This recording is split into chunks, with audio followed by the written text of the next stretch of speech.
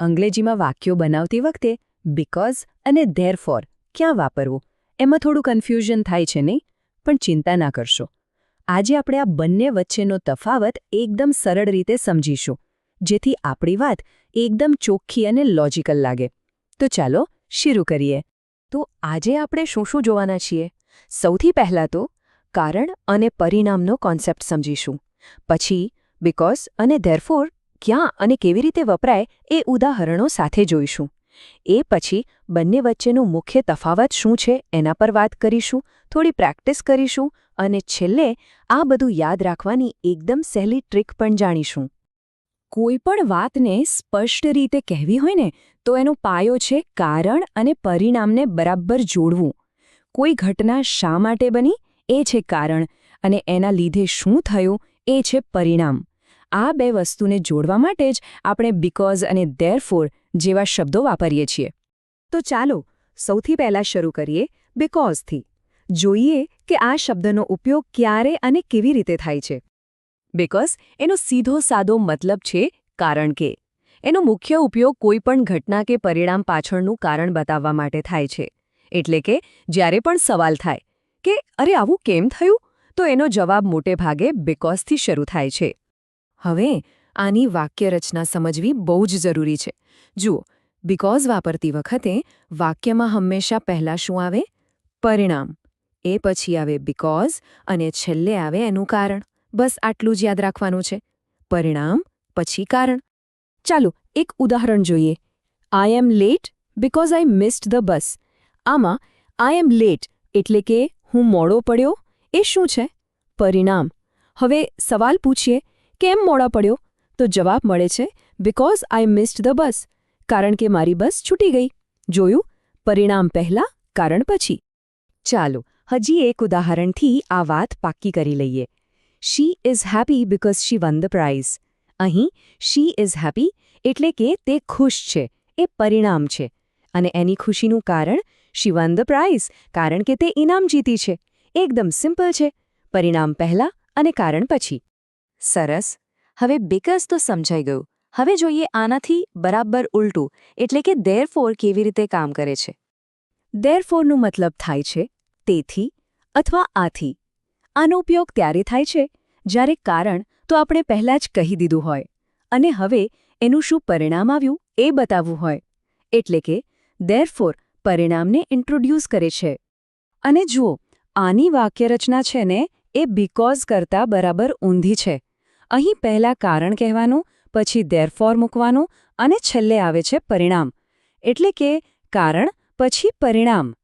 ચાલો પેલું બસવાળું જ ઉદાહરણ ફરીથી લઈએ, એટલે તફાવત એકદમ સાફ દેખાય.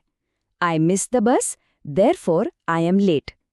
અહીં આઈ મિસ ધ બસ, મારી બસ છૂટી ગઈ, એક કારણ છે જે પહેલાં આવ્યું. અને એના લીધે એટલે કે ધેરફોર શું થયું? પરિણામ આવ્યું કે આઈ એમ લેટ, હું મોડો પડ્યો. જોયું? ક્રમ આખો બદલાઈ ગયો. એવી જ રીતે બીજું ઉદાહરણ જોઈએ. She won the prize, therefore she is happy. અહીં પણ કારણ શી વન ધ પ્રાઇઝ વાક્યની શરૂઆતમાં છે અને એનું પરિણામ શી ઇઝ હેપી એ ધેરફોર પછી આવે છે. ઓકે, તો આપણે બંને શબ્દોને અલગ અલગ તો સમજી લીધા. હવે ચાલો બંનેને બાજુમાં મૂકીને સરખાવીએ એટલે બધી ગૂંચવણ દૂર થઈ જાય. જુઓ, આ ટેબલ આખી વાતનો સાર અહીં છે. બીકોઝ એ કારણ આપવા માટે વપરાય છે.